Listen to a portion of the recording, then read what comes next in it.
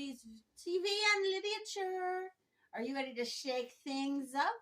You may call me Luke Garou, and I'm here to shake things up with my opinion on movies, TV shows, and books.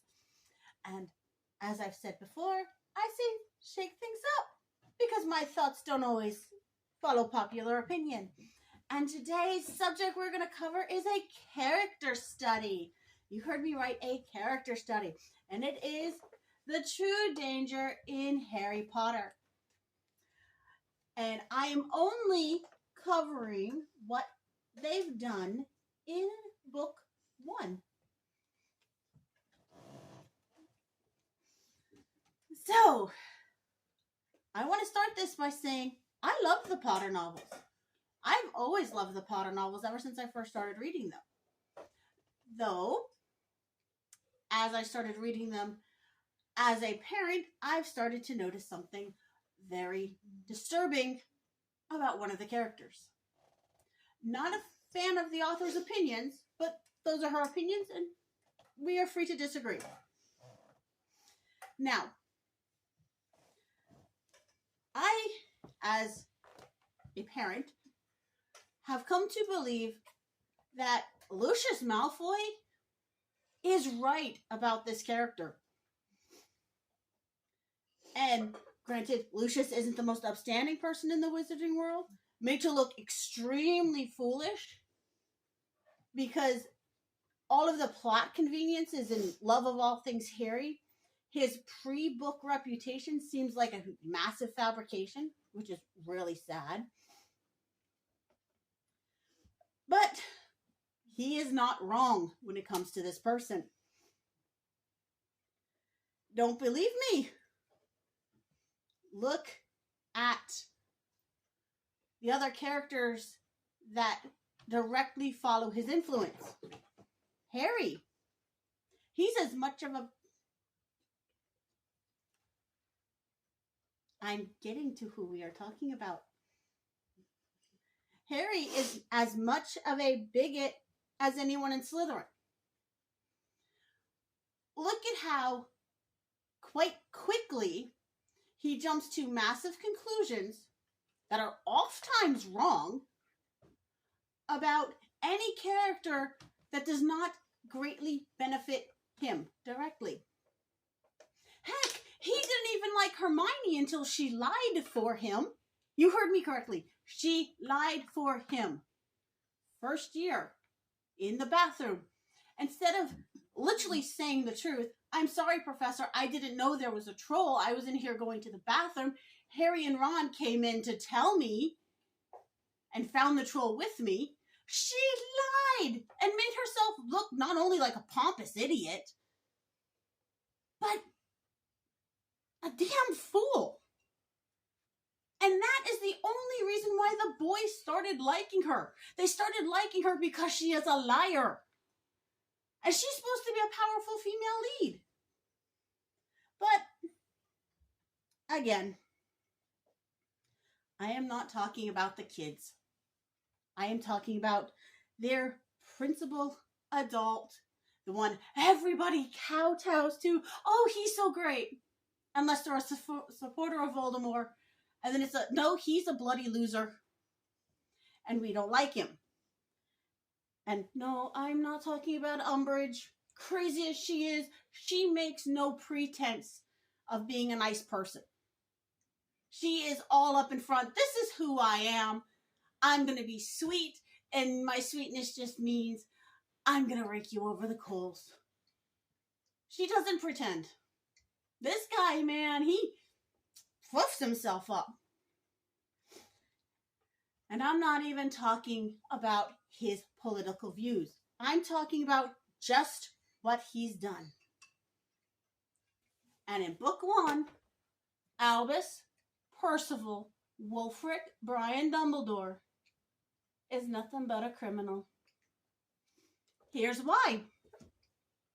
Plotting the kidnapping of an infant from a crime scene.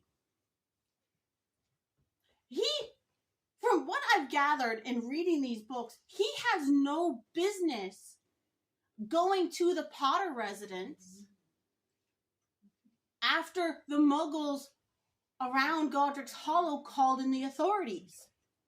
So to blatantly send Hagrid to steal this child from the crime scene instead of letting the police do their due process job, that's a crime, people. Plot convenience. The books and movies can't get started if this crime does not take place. Second, he placed the kidnapped child in a home ill-equipped to fit the child's needs. He put him in a home where he knew the parents didn't like what he was. They hated him because of who his parents were, and they were never going to treat him right. He knew this, and he still put this 1-year-old child in their care. In their care. This kidnapped child was emotionally abused by the parents, physically abused by his cousin, and Merlin knows what else that isn't talked about. And we're supposed to root for Dumbledore. You'd think, with how bad Harry was turning up at school, the school authorities would have said something or investigated. But no. And then, when the neglectful, abusive family that hates everything this kid stands for refused to try and let him be what he was born to be, Dumbledore starts mercilessly harassing them with all the letters in the eggs, all the letters in the milk, letters enough to drive the husband insane, so that he put the entire family at risk, this special little kidnapped orphan included, by taking them to a shelter that was literally described as about to be swallowed by the sea. What would Dumbledore have done if during the massive storm that he dispatched Hagrid into would have actually destroyed that cottage and everyone in it? Think about that. Harry's death would have been on Dumbledore's hands because Dumbledore harassed the crap out of the Dursleys. And then he sends Hagrid to act as a caregiver for this emotionally abused, kidnapped child. And Hagrid commits several crimes of a magical nature against the Muggles. That's never punished and never mentioned. And the very fact that in book 2, which, like I said, I really shouldn't be going into, Harry got yelled at for Dobby doing a levitation spell. Why didn't the Ministry dispatch somebody to figure out why a Muggle boy was almost turned into a pig? I mean, hello? This inept caregiver and a very convenient best friend for the kidnapped child leads him into multiple dangerous situations, thus enabling 11, you heard me correctly, 11-year-old boy to do the work of the headmaster and teachers of Hogwarts. Because no student should be in the dark forest looking for something dark enough to attack a unicorn. If it's going to attack a unicorn, the embodiment of all things innocent and pure, it's not going to hesitate to chew on an 11-year-old. Without a doubt, Dumbledore is the most dangerous character in Harry's life. You don't believe me? Properly read the book, and every dangerous situation Harry is in, think about who, through somebody else, put him up to doing it. The subtle little conversations, the dropped hints, And again, the convenient best friend of that inept caregiver, Hagrid. It all leads back to Dumbledore. So, he doesn't have to do his job. I mean, Dumbledore is also probably the biggest bigot in Hogwarts. And he sucks in terms of student safety. The Halloween feast.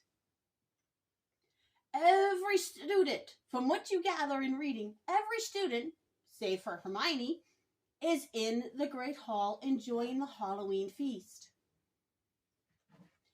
When the professor says there's a troll in the dungeon, instead of locking down the school, locking the Great Hall so no student can get out, and dispatching teachers to find Hermione and the troll, he sends a fourth of the student body. 1/4 of the student body gets sent to the dungeons where Quirrell said the troll was. Talk about hating one of your houses and allowing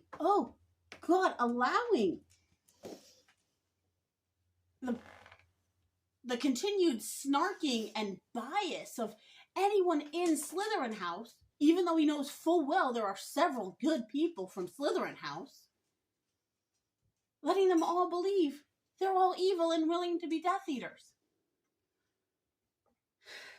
So, we're going to put his final point review into terms that look a lot less pro-Gryffindor, shall we? For not getting himself or his friends killed or worse while doing my job after curfew, I give Gryffindor Ron Weasley 50 points. For not giving herself or her friends killed or worse while doing my job after curfew, I give Gryffindor Hermione Granger 50 points. For not getting himself or his friends killed or worse while doing my job after curfew, I give Gryffindor Harry Potter 60 points, tying Gryffindor House's abysmal year-long score to that of the year-long hard-working score of Slytherin House. And to add insult to injury, for attempting to uphold school rules and stop my patsies from doing my job, I give 10 points to Gryffindor Neville Longbottom, just so he will stay loyal to Harry and the others so I can use him at a later time. Still can't see his bias? Okay. Again, troll threat to the entire student body. Quick, scatter the students to the four corners of the school. Sirius Black, establish threat only to Gryffindor. Quick, let's wake up and destroy the entire school and lock them away. Now, feel free to disagree, but no amount of any logic or reason that might be put forward will ever make me think Dumbledore is anything less than the worst wizard ever put to pin. And again, we're supposed to be rooting for this guy as he blatantly says, "Oh yeah, I've only been raising this 11-year-old from the time I stole him from whoever actually had a legal claim on him, so he could die." And what he doesn't add is that die so that I can take over and be the hero again. Because look at Fantastic Beasts and Where to Find Them. Newt does all the hard work. Dumbledore steps in and takes the credit. Yeah, that's a hero for you. Like I said, these are my opinions. Feel free to disagree. If you like to hear my opinions on different things, please let me know.